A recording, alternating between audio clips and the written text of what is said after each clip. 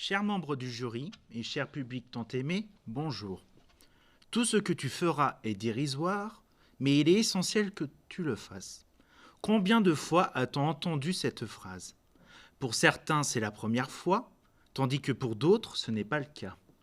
Cependant, existe-t-il au moins une personne sensée dans ce monde qui s'est interrogée sur le véritable sens de cette phrase? En effet, on se doit de se poser cette question. Voici entre mes mains la définition du mot dérisoire qui a été transmis à tous les grands du royaume d'Erisorius. En premier lieu, c'est un adjectif. Il est bon de le savoir. Ce n'était pas dérisoire de le préciser. Par la suite, il est expliqué que dérisoire est, qui est insignifiant, minime, au point négligeable et qui paraît ridicule par son caractère médiocre. Certains dans cette salle pourraient dire que c'était dérisoire de le préciser, mais qu'il était essentiel qu'on le fasse. Pour nos amis les scientifiques, ainsi que les hommes du droit, avec un grand H, c'est le cas.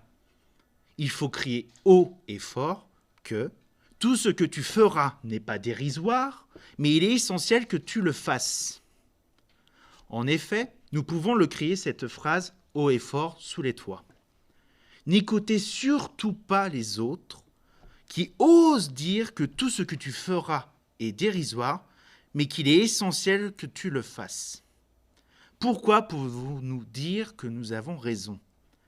Eh bien, par la multitude de raisons, situations qui nous entourent tous les jours. Bref, nous pouvons se justifier à travers divers arguments dans tout un chapitre. Tout d'abord, lorsque nous nous trouvons dans une situation d'urgence, telle que peuvent subir un pompier, un militaire, un médecin, ou même encore, avec exagération, un étudiant stressant devant sa feuille lors de son partiel. Notre cerveau panique et nous faisons n'importe quoi. Certains diront « Oui, mais il faut prendre son temps, se calmer, se poser et réfléchir. » Non, on ne peut pas. C'est plus fort que nous.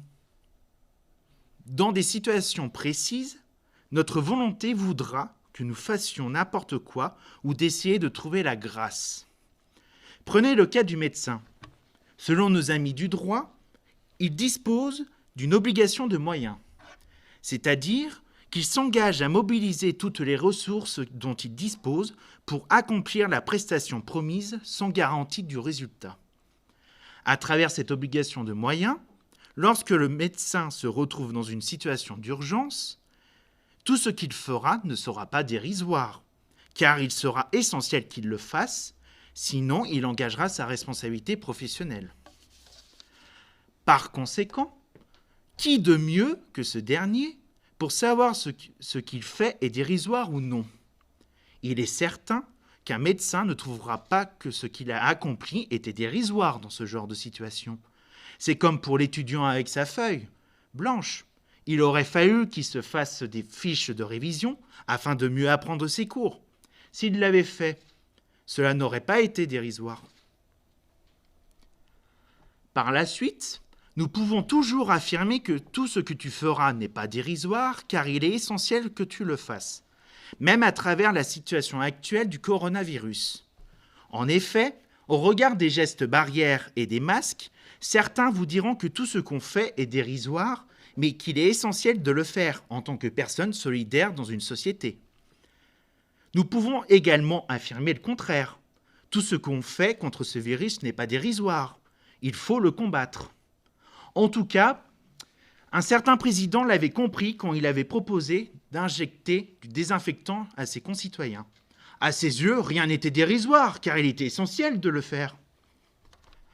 Avec un peu de recul, il est également envisageable de penser autrement.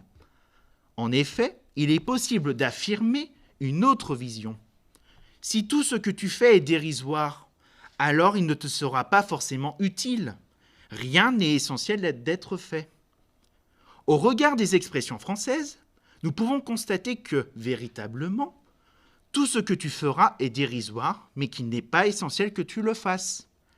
C'est le cas quand une personne en face de toi ose te dire qu'un petit grain de sable peut provoquer une grande catastrophe. En effet, par exemple, en politique, notamment avec notre président de la République, qui se retrouve maintenant en train de participer au concours d'anecdotes de McFly et Carlito. En effet, si le fait d'avoir accepté d'y participer à la condition que les deux youtubeurs réussissaient à atteindre les 10 millions de vues sur leur dernière vidéo, cet acte est dérisoire. Pourquoi était-il essentiel qu'il accepte cette condition ? Vous avez 4 heures pour me donner une réponse. Quand on peut entendre que le ridicule ne tue pas, c'est totalement faux. Si c'est ridicule, donc dérisoire, alors ne le faites pas. Au moins, vous n'aurez point honte et votre honneur sera sauf. Cette analyse peut aussi s'expliquer avec le cas du 8 mars, qui célèbre la Journée internationale des droits de la femme. Il est essentiel de rappeler chaque année que les femmes ont aussi les mêmes droits que les hommes. C'est l'égalité des droits. Cependant, le fait de le rappeler chaque année est dérisoire, puisque l'évolution des mentalités est à l'arrêt, tout comme l'ascenseur social. Par conséquent, si ce que l'on fait est dérisoire, il n'est pas essentiel qu'on le fasse, puisque nous sommes à l'arrêt du bus. Il vaudrait mieux trouver une autre solution pour justement faire évoluer ces mentalités, comme par exemple dirait Madame de Stel, éduquer la nouvelle génération des enfants de la République. Depuis le début de notre entrevue, nous avons pu affirmer 2 choses. Premièrement, tout ce que tu feras n'est pas dérisoire, mais il est essentiel que tu le fasses.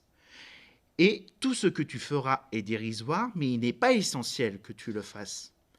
Vous pouvez penser que ce plaidoyer est dérisoire, mais qu'il était essentiel qu'il se fasse de cette manière. Or, avez-vous vraiment bien écouté ce qu'il a été dit tout au long de ce plaidoyer ? Merci.